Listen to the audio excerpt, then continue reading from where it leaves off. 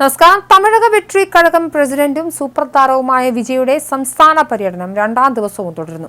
തീരദേശ ജില്ലയായ നാഗപട്ടണത്ത് ആയിരക്കണക്കിന് പ്രവർത്തകരെയും സാധാരണക്കാരെയും സാക്ഷിയാക്കി നടന്ന പൊതുയോഗത്തിൽ വിജയ് വിവിധ വിഷയങ്ങളിൽ നിലപാട് വ്യക്തമാക്കി. പൊതുകടമയെ ബുദ്ധിമുട്ടിലാക്കുന്ന റോഡ് ഷോകളെക്കുറിച്ച് മദ്രാസ് ഹൈക്കോടതി കഴിഞ്ഞ ദിവസം നടത്തിയ വിമർശനങ്ങളുടെ പശ്ചാത്തലത്തിൽ ടിവിക്ക് നേതൃത്വം കരുതലോടെയാണ് ക്രമീകരണങ്ങൾ ഒരുക്കിയിരുന്നതെങ്കിലും വിജയുടെ പ്രചാരണ വാഹനത്തിന് പിന്നാലെ പ്രവർത്തകർ കൂട്ടത്തോടെ ഓടിയെത്തിയതോടെ നാഗപട്ടണത്തും റോഡ് ഷോയുടെ പ്രതീതിയുണ്ടായി.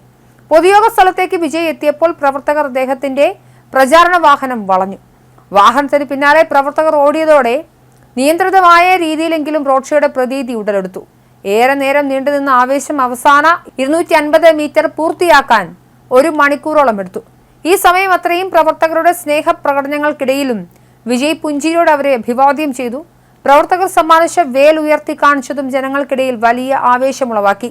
തന്റെ രാഷ്ട്രീയ പരിപാടികൾ തടസ്സപ്പെടുത്തുന്നതിനായി സർക്കാർ അനാവശ്യ നിബന്ധനകൾ വെക്കുകയാണെന്നാണ് വിജയുടെ ആരോപണം. സാധാരണക്കാരുടെ ജോലികൾക്ക് തടസ്സമുണ്ടാകാതിരിക്കാനും ചിലർക്ക് വിശ്രമം ലഭിക്കാനുമാണ് ശനിയാഴ്ചകളിൽ മാത്രം പൊതുയോഗങ്ങൾ സംഘടിപ്പിക്കുന്നതെന്നും അദ്ദേഹം വ്യക്തമാക്കി.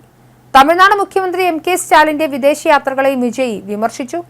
സംസ്ഥാനത്തുള്ള വിദേശ നിക്ഷേപത്തിനാണോ അതോ കുടുംബത്തിന്റെ വിദേശത്തെ നിക്ഷേപത്തിനാണോ മുഖ്യമന്ത്രിയുടെ സന്ദർശനങ്ങളെന്നും വിജയ് ചോദ്യം ഉന്നയിച്ചു. തന്റെ രാഷ്ട്രീയ നീക്കങ്ങളെ തടയാനോ വിരട്ടാനോ ശ്രമിക്കേണ്ടെന്നും വിജയ് മുന്നറിയിപ്പ് നൽകിയിട്ടുണ്ട്. 2026 നിയമസഭാ തെരഞ്ഞെടുപ്പിൽ തന്റെ രാഷ്ട്രീയ ശക്തി നേരിട്ടറിയാമെന്നും അദ്ദേഹം കൂട്ടിച്ചേർത്തു.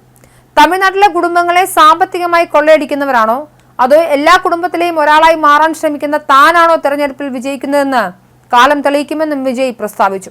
തമിഴ് മക്കൾക്ക് വേണ്ടി പ്രവർത്തിക്കുമെന്നും അവരുടെ പിന്തുണ തനിക്കുണ്ടെന്നും അദ്ദേഹം ഉറപ്പിച്ചു പറഞ്ഞു. വിജയുടെ സംസ്ഥാന പര്യടനം തമിഴ് രാഷ്ട്രീയത്തിൽ വലിയ ചലനങ്ങൾ സൃഷ്ടിച്ചിട്ടുണ്ട്.